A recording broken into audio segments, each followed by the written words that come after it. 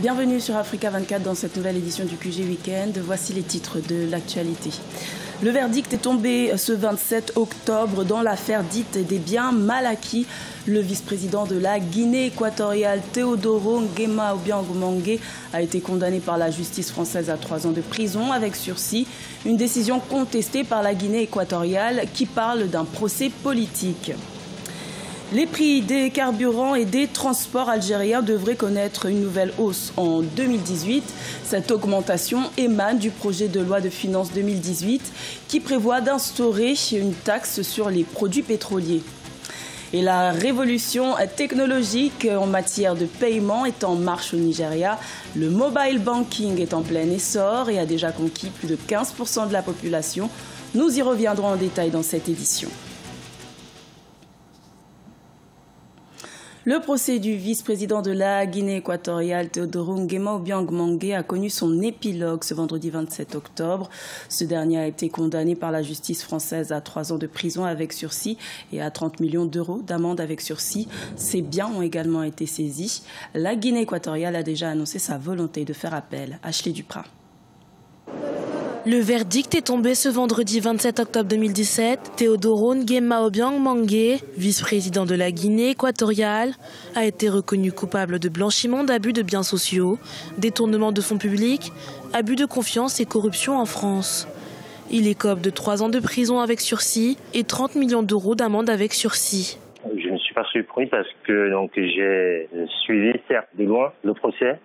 J'ai vu les charges qui pesaient sur monsieur Obiang, le jugement, et disons conforme à ce qui avait été demandé par le ministère public et par ce qui figurait dans le dossier. La question qui va se poser c'est de savoir si monsieur Obiang interjettera appel. Et je pense que sans avoir été dans le dossier, je pense que c'est ce qu'il fera. L'affaire remonte à 2007 lorsque plusieurs associations dont Sherpa et Transparency International dépose une plainte à l'encontre de celui qui était à l'époque le ministre de l'Agriculture et des Forêts. En cause, un patrimoine jugé considérable qu'il se serait constitué grâce à de l'argent public détourné selon ces ONG. Pour la défense de ce dernier, les sanctions proclamées par la 32e chambre du tribunal correctionnel de Paris relèvent d'une décision militante. Nous avons toujours soutenu que nous étions en face d'un procès politique. On l'a réitéré et le verdict rendu aujourd'hui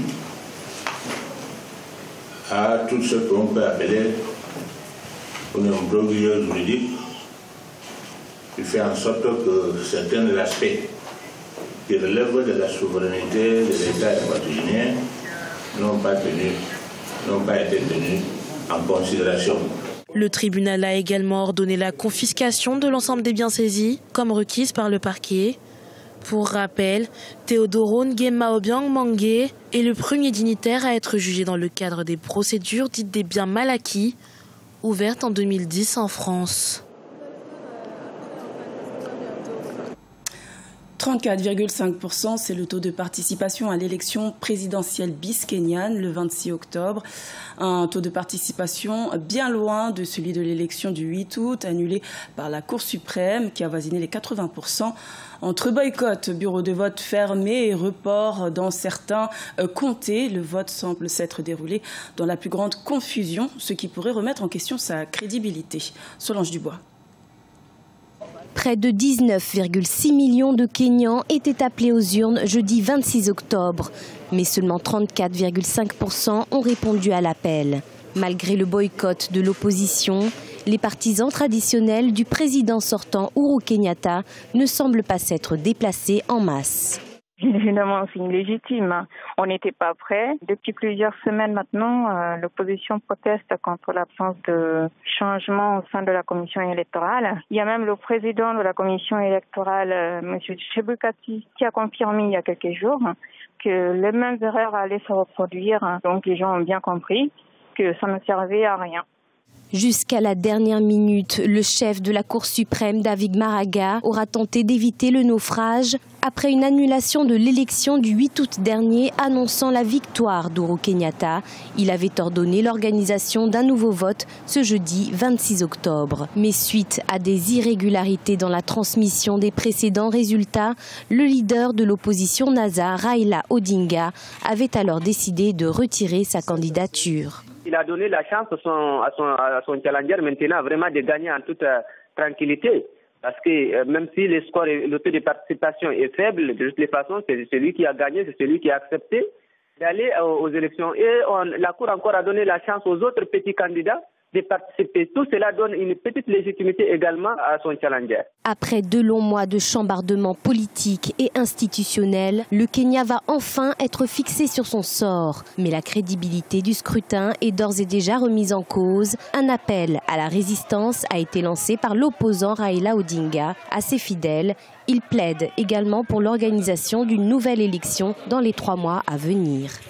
Et notons que le vote qui avait été ajourné à ce samedi 28 octobre dans 4 comtés du pays à cause de violents affrontements a été reporté sine die par la commission électorale.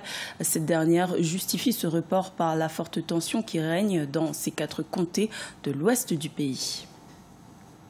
En Algérie, une taxe sur les produits pétroliers doit entrer en vigueur dès le 1er janvier 2018, ce qui aura inévitablement des conséquences sur les tarifs d'autres produits et services, notamment ceux des transports.